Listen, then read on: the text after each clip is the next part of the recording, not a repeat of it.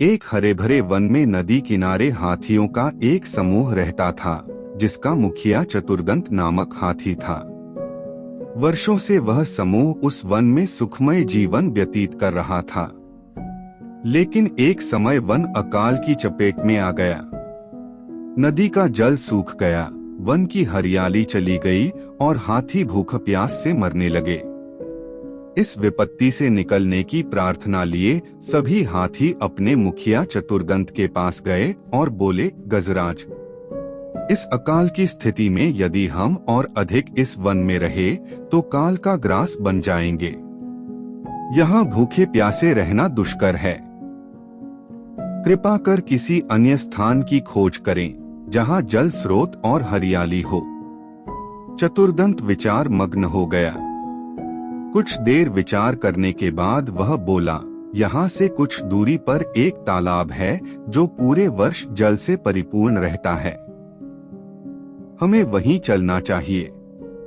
कल सुबह ही हम सब उस तालाब की ओर चलेंगे। अगले ही दिन सभी हाथी उस तालाब की ओर चल पड़े। 5 दिन और 5 रात की यात्रा पूर्ण कर वे वहां पहुंचे। जल से पूर्ण तालाब को देख वे बहुत प्रसन्न हुए और दिन भर वहां क्रीड़ा करते रहे। संध्या होने पर वे बाहर निकले और वन में चले गए। तालाब के किनारे खरगोशों की बस्ती थी, जिसमें उनके बहुत सारे बिल थे। लेकिन हाथी इससे अनभिज्ञ थे। आठ वे खरगोशों के बिलों को रौंदते हुए निकल गए। खरगोशों के बिल तहस-नहस हो गए। कई खरगोश घायल हुए और कई मारे गए।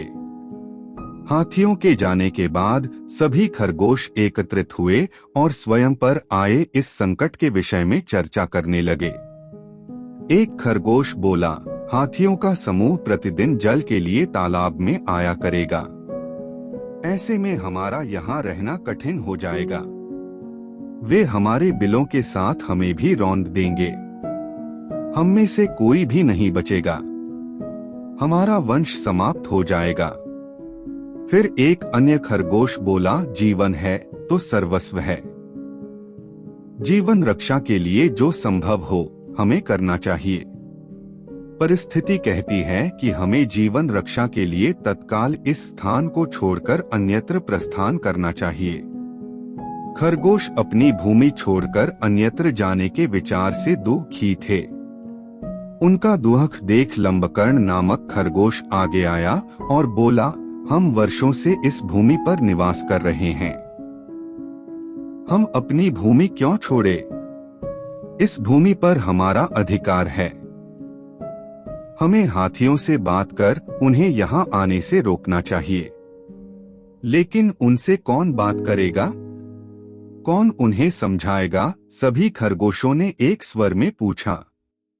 मैं उनसे बात करूंगा और यहाँ आने से मना करूंगा, लंबकर्ण बोला। लेकिन क्या वे तुम्हारी बात मानेंगे? अवश्य मानेंगे। मेरे पास एक युक्ति है। मैं उनसे कहूंगा कि ये तालाब चंद्रमा में बैठे खरगोश का है और उसने आप लोगों का यहाँ आने से मना किया है। संभवतः वे मेरी बात मान जाए, लंबकर्ण बोला।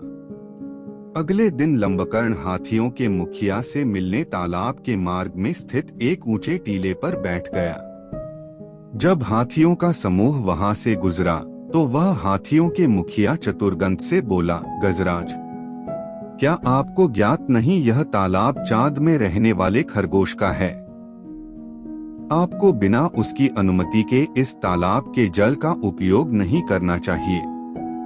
चतुर्दंत ने पूछा, तुम कौन हो? मैं चांद में रहने वाले खरगोश का संदेशवाहक हूँ। उसने मुझे अपने संदेश के साथ आपसे मिलने भेजा है, लंबकर्ण बोला। संदेश क्या वह है? चतुर्दंत ने फिर से पूछा। संदेश है कि इस पवित्र तालाब में चंद्रदेव का वास है, इसलिए तुम लोग इसके जल का उपयोग नहीं कर सकते। मैं कैसे मान लूं कि यह तालाब चंद्रदेव का है? जब तुम मुझे तालाब में चंद्रदेव के दर्शन कराओगे तभी मैं यह बात मानूंगा और अपने दल को यहाँ आने से रोकूंगा। चलो मेरे साथ और स्वयं देख लो, कहकर लंबकर्ण चतुर्दंत को तालाब के किनारे ले गया। उस समय तालाब में चांद की छाया पड़ रही थी। लंबकर्ण चतुर्दंत को वह छाया दिखाते हुए बोला, गजराज, देखो तालाब में चांद का वास है। अब तो मेरी बात मान लो। चांद की छाया को चंद्रदेव समझकर चतुर्दंत ने उसे प्रणाम किया और वहां से लौट गया। उसके बाद उस तालाब में हाथियों का समूह कभी नहीं आया।